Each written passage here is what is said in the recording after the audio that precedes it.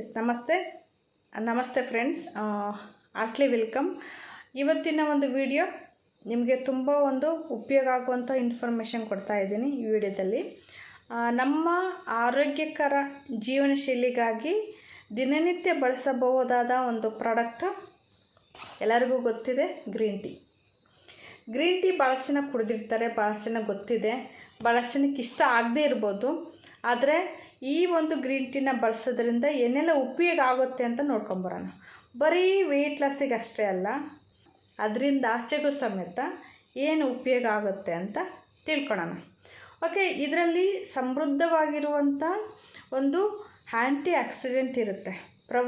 ಪ್ರಬಲವಾಗಿರುವಂಥ ಆ್ಯಂಟಿ accident ಇರೋದ್ರಿಂದ ನಮಗೆ ನೈಸರ್ಗಿಕವಾಗಿ ಆರೋಗ್ಯವಾಗಿರೋ ಥರ ಸಪೋರ್ಟ್ ಮಾಡುತ್ತೆ. ಜೊತೆಗೆ ಇದರಲ್ಲಿ ಮುಕ್ತ ರಾಡಿಕಲ್ಗಳಿಂದ ನಮ್ಮ ದೇಹವನ್ನು ರಕ್ಷಣೆ ಮಾಡುವಂಥ ಒಂದು ಕೆಲಸ ಮಾಡುತ್ತೆ. ಇನ್ನೊಂದು ಅಮೈನೋ ಆಮ್ಲ ಇದೆ, ನಮ್ಮ ನರಮಂಡಲದ ಶಾಂತಗೊಳಿಸುವಂಥ ಒಂದು ಕೆಲಸನ ಈ ಅಮೈನೋ ಆಮ್ಲ ಮಾಡುತ್ತೆ. ಅದ್ರ ಜೊತೆಗೆ ಎಷ್ಟೋ ಜನಕ್ಕೆ ಇವಾಗ ಕ್ಯಾನ್ಸರ್ ಅನ್ನೋ ಭೀಕರವಾಗಿರುವಂಥ ಮಾರಕ ಕಾಯಿಲೆಗಳಿಗೆ ಬರ್ತಾ ಇದೆ. ಅಂಥ ಒಂದು ಕಾಯಿಲೆಗಳನ್ನು ಬರದೇ ಇರೋ ರೀತಿ ನಮ್ಮನ್ನು ನಾವು ರಕ್ಷಣೆ ಮಾಡ್ಕೊಳ್ಳೋದಕ್ಕೆ ಈ ಗ್ರೀನ್ ಟೀ ಉಪಯೋಗ ಆಗುತ್ತೆ.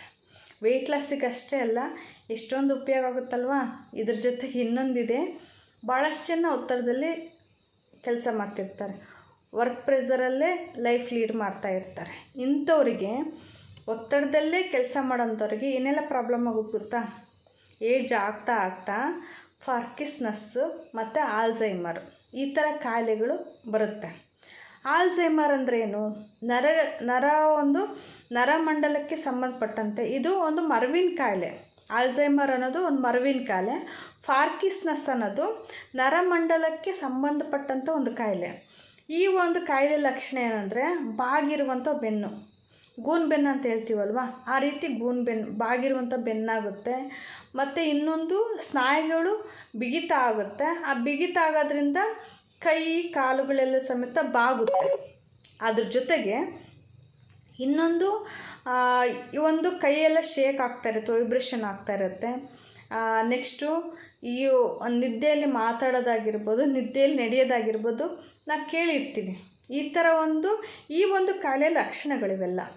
ಈ ಥರ ಕಾಯಿಲೆಗಳು ಏಜ್ ಆದಮೇಲೆ ಬರೋದನ್ನು ತಡಿಬೇಕು, ನಮ್ಮನ್ನು ನಾವು ರಕ್ಷಣೆ ಮಾಡ್ಕೋಬೇಕು ಅಂದರೆ ಈ ಒಂದು ಪ್ರಾಡಕ್ಟನ್ನು ಯೂಸ್ ಮಾಡೋದ್ರಿಂದ ನಿಮ್ಗೆ ಸಿಗುತ್ತೆ. ಓಕೆ, ಒಂದು ಮಾತಿದೆಯಲ್ವಾ, prevention is better than cure ಅಂತ. ಎಷ್ಟೋ ಕಾಯಿಲೆಗಳು ನಮ್ಮ ಏಜ್ ಆದಮೇಲೆ ನಮ್ಗೆ ಏಜ್ ಆಗ್ತಾ ಬರುವಂಥ ಕಾಯಿಲೆಗಳನ್ನು ಅದರಿಂದ ನಮ್ಮನ್ನು ನಾವು ರಕ್ಷಣೆ ಮಾಡ್ಕೊಳ್ಳೋದಕ್ಕೆ ಇಂಥ ಒಂದು ಪ್ರಾಡಕ್ಟು ನಮಗೆ ಎಲ್ಪ್ ಆಗುತ್ತೆ.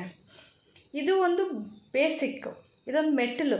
ಇವತ್ತಿಂದ ನೀವು ನಿಮ್ಮ ಆರೋಗ್ಯದ ಕಡೆ ಗಮನ ಕೊಟ್ಟರೆ ನೆಕ್ಸ್ಟು ಏಜ್ ಆದಮೇಲೆ ಎಷ್ಟೋ ಕಾಯಿಲೆಗಳನ್ನು ನೀವು ತಡೆಗಟ್ಬೋದು, ಹೌದಲ್ವಾ?